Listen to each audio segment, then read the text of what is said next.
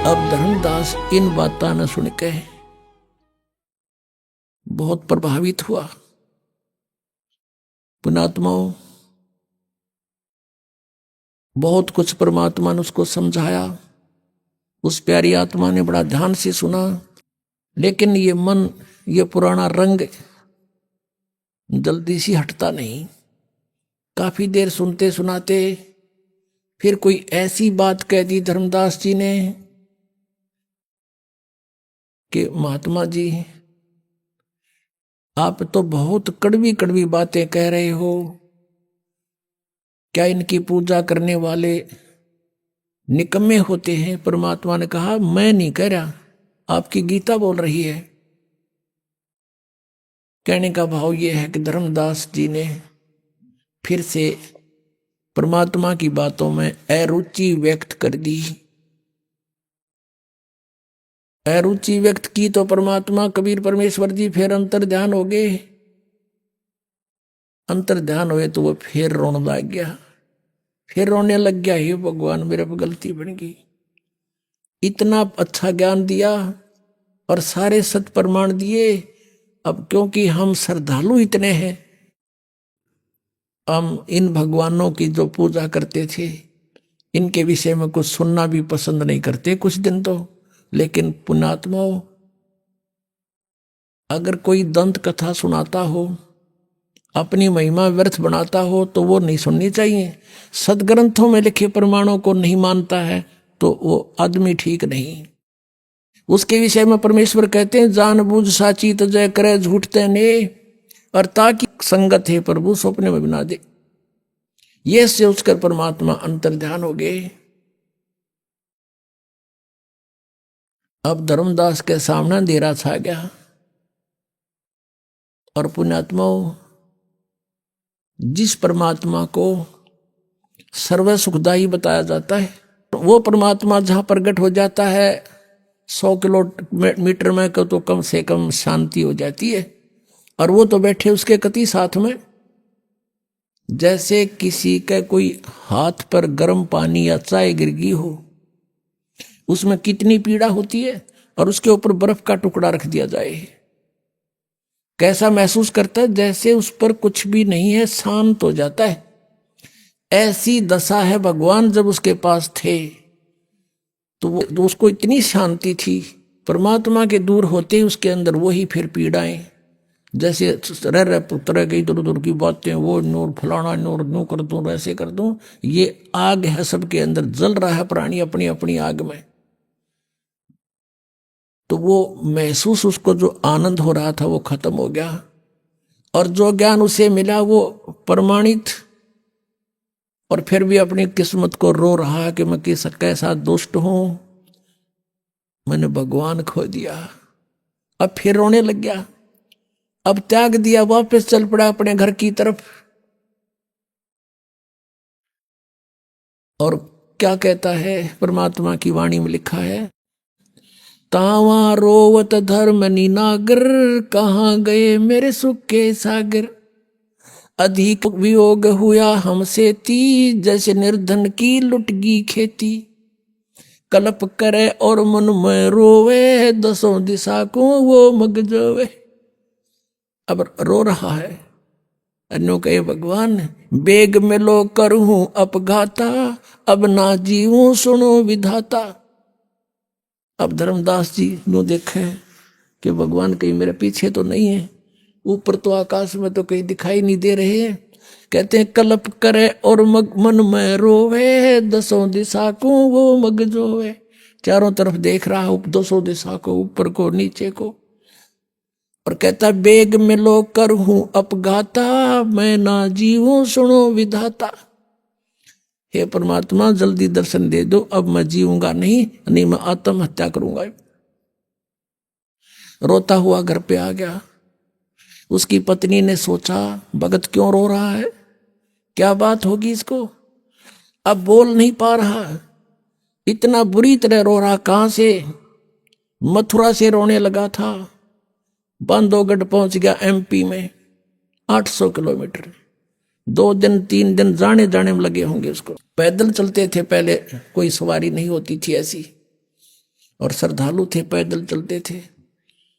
उसकी पत्नी का नाम आमनी देवी था, बड़ी धर्मात्मा थी, लेकिन कभी कभी वो भी भगत के साथ कुछ दान धर्म के बारे में कुछ कंजूसी करती थी। तो उसने सोचा कि भगत क्यों रो रहा है और वापस कैसे आ गया। इसका तो 1 महीने का टूर प्रोग्राम था, आ गए 7वें दिन। उसने सोचा बात क्या है, और उसके मुंह की तरफ देख रही है, और वो रो ऐसे बुरी तरह रहा जैसे किसी बालक के माँ बाप दोनों मर जा, वो बालक रोया करे, इतना बुरी तरह जमीन पर ऐसे मुंह के बल पट गिर के और बुरी तरह रो रहा है। उसने सोचा इसके क्या हो गया, इतना जल्दी कैसे आ गया। आमनी ने सोचा कि हो सकता है इसके किसी ने ठग ने पैसे लूट लिए हों, और मैं कंजूस हूं, कई बार इसको कह देती थी जब वो धर्म भंडारे करता था, खुले हाथ में टोक दिया करती कि बच्चे के खाएंगे, घना दान ना करया करे। तो उसने सोचा कि अब ये न्यू ना रो रहा हो कि मैं इसका पैसा किसी ने ठग लिया, चुरा लिया, जो यात्रा के लिए ले गया था, और अब ये सोच रहा होगा कि मैं दोबारा जान की सोचूंगा, पैसे की कहूंगा तो यह मुंह चढ़ावेगी। तो उसने सोचा कि जिस कारण से रो रहा हो। अब वो धीरे धीरे कहती है, सेठ जी क्यों रो रहे हो, किसी ने पैसे निकाल लिए होंगे ना, तुम्हारे तो भगवान ने बहुत दे रखा है, और कितने पैसे ले जाओ आप, और ले जाओ, आप पूरा करके आओ अपना कार्य। अब वो 1 घंटा 2 घंटा खूब रो लिया, धीरे धीरे सबकता हुआ, रोता रोता कहता कि आमनी यदि मेरा यू धन खो गया होता, भौतिक धन कोई चुरा लेता, मैं नहीं रोता, फिर ले जाता, लेकिन मेरा वो धन गुम हो गया जो मुझे अब शायद मिला नहीं, और वो मिले नहीं मैं जी नहीं सकता। आमनी ने पूछा कि ऐसा कौन सा धन था तेरा। अब ये बात सुनकर बैकग्राउंड की तरफ देखकर वो फिर बुरी तरह रोने लग गया।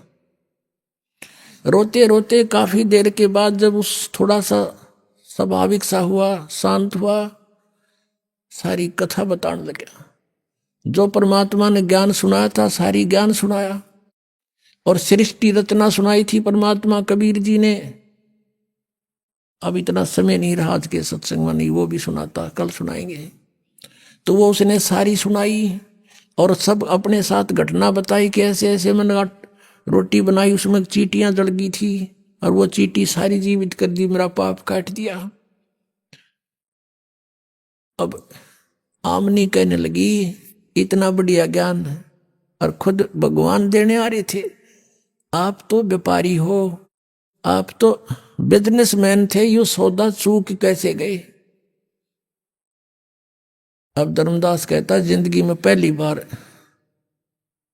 मैं आ रहा हूं सौदे में, आज तक हार का मुंह नहीं देखा था, अब के मैं चूक गया अपना सौदा, और ये घाटा मुझे शायद इस जीवन में पूरा नहीं होगा, और मैं जी नहीं सकता। जो साधनाएं हम करते थे वो एक आने की नहीं, आगे का रास्ता कति नहीं, घोर अंधेरा हो गया मेरे सामने, जीऊं कैसे भगतमती। आमनी कहने लगी आपने तो गलती कर दी, ब्रह्मा विष्णु महेश गेला कौन सी अपनी रिश्तेदारी थी, और ये कौन से अपना रोज मिला करते थे, हमने सुनी सुनाई बातों पर उन पासरी थे, और इतना बढ़िया ज्ञान सारे प्रमाण आपको बताए गए, आपने चरण पकड़ने चाहिए थे। कहने लगा इसी भूल को तो रो रहा हूं, जैब के भगवान आगे, अब क्या नहीं छोड़ूंगा चरण उनके। ऐसे बीत गया 6 महीने बीत गए उनको। धर्मदास जी ना कुछ खावे, मुश्किल से 1 आध फुल्का रोज, मुश्किल से उसकी पत्नी कह सुनकर खिलाओ उसको, और वो ना काम काज में रुचि, वो भक्ति करा करता हुआ कति वत करने की कोई ना थी। सुबह बैठ जा दरवाजे तो बाहर द्वार के ऊपर गेट पे है, अनु देखे दूर ताई, जैसे बिलड़ी ने श्री राम की प्रतीक्षा की थी। अब जैसे उसको कहीं दूर से कोई आता दिखाई देता, चल पड़ता उसकी तरफ कि शायद महात्मा आगे, और एक बार पुण्यात्माओं जिसकी चाह आपको हो जाती है, आम व्यक्ति भी वो शायद दिखने लग जाता है उसको, वहां तक जाता है कि ना ये तो को नहीं, वो नहीं है। फिर पता लगा किसी से कि एक महात्मा बैठा है जंगल में, गांव नगर के बहुत से लोग उसके पास जा रहे हैं दर्शनार्थ। भगत जी भी पहुंच गए, धर्मदास जी। अब देखा कि भाई हो सकता है महात्मा वही हो सकते हैं, लेकिन इनका ज्ञान से परीक्षण होगा। धर्मदास जी ने प्रश्न किया उस साधु से परीक्षा करने के लिए, जब महाराज जी होंगे तो वो बात मैं प्रश्न करूंगा, टू दी पॉइंट जवाब देंगे। उसने प्रश्न किया, महाराज जी मैं कुछ प्रश्न करना चाहता हूं। धर्मदास ने कहा।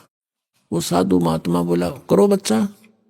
कि ब्रह्मा विष्णु महेश के माता पिता कौन है? वो साधु कहता, अरे कैसी बात करता है, इनके कोई माता पिता नहीं, अदरो अमर सर्वेश्वर महेश्वर। और जान गया यो ठीक हो मन महीनों कहे तो रॉन्ग नंबर उठ का आ गया। ऐसे 6 महीने बीत गए।